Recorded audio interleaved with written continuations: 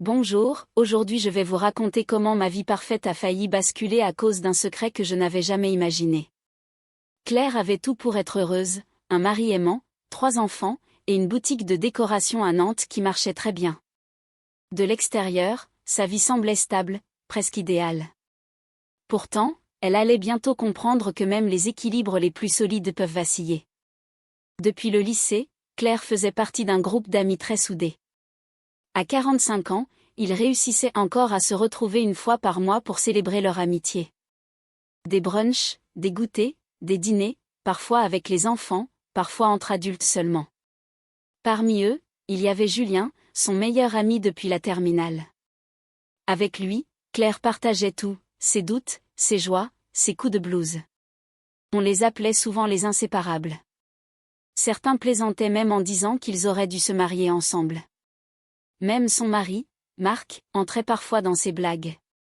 Claire et Julien se contentaient de sourire, un peu gênés, mais sans jamais aller plus loin.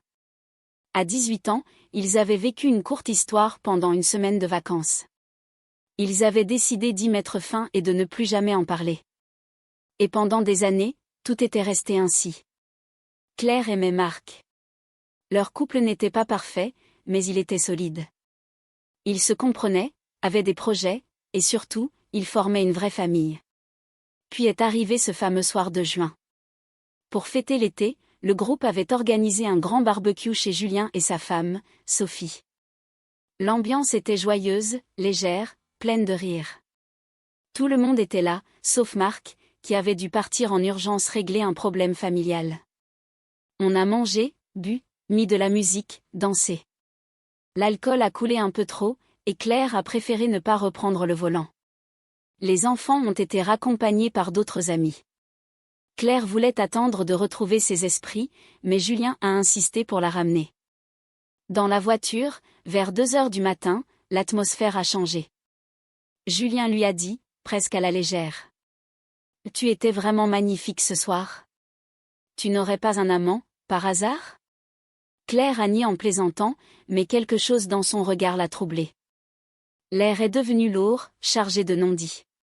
Chaque geste, chaque silence semblait plus intense.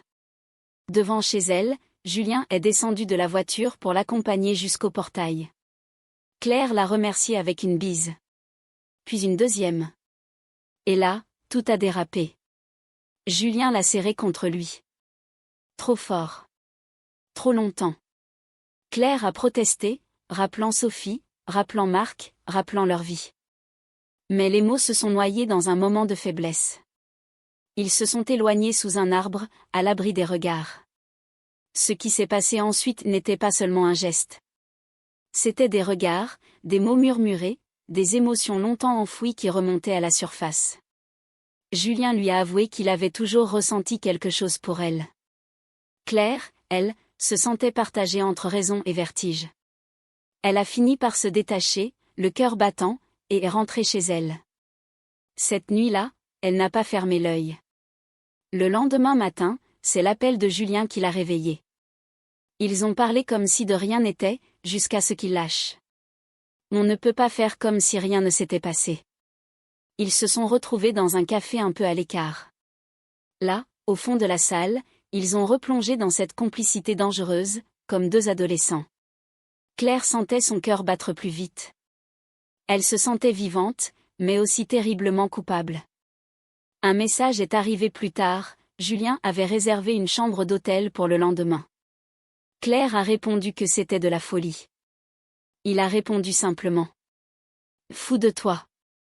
Le lendemain, Claire a cédé. Ce moment a été intense, troublant, bouleversant. Pas besoin de détails pour comprendre que cela a marqué un tournant dans leur vie. Ce n'était pas seulement une erreur. C'était une faille dans tout ce qu'elle avait construit. Mais très vite, la réalité l'a rattrapée. Claire aimait sa vie. Elle aimait Marc. Elle aimait ses enfants. Elle ne supportait pas l'idée de tout détruire pour une passion tardive, aussi forte soit-elle. Elle a passé des heures à marcher seule, à peser le pour et le contre dans sa tête. Le soir, la voix tremblante, elle a appelé Julien pour lui dire que tout devait s'arrêter. Julien a insisté. Il a parlé de destin, d'amour, de chance unique. Ils disaient que leur vie actuelle n'était qu'une illusion. Mais Claire a tenu bon. Elle lui a dit qu'elle aimait sa vie. Plus que tout.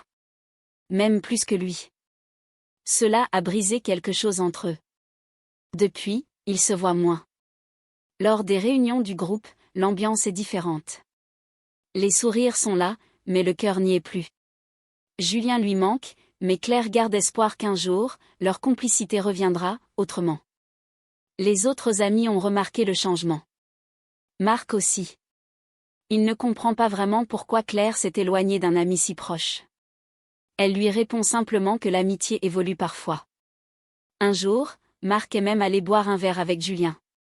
Quand il est rentré, il a juste dit : « La vie est pleine de mystères. » Depuis, il ne pose plus de questions. Peut-être qu'il a compris. Peut-être qu'il préfère ne pas savoir.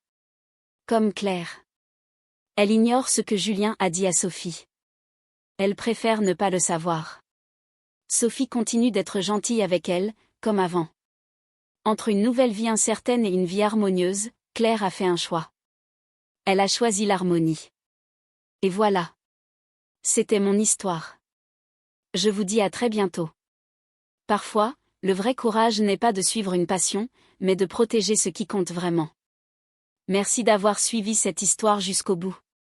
Si elle vous a touché, n'oubliez pas de laisser un pouce bleu, de vous abonner et de partager autour de vous. On se retrouve très bientôt pour une nouvelle histoire encore plus intense.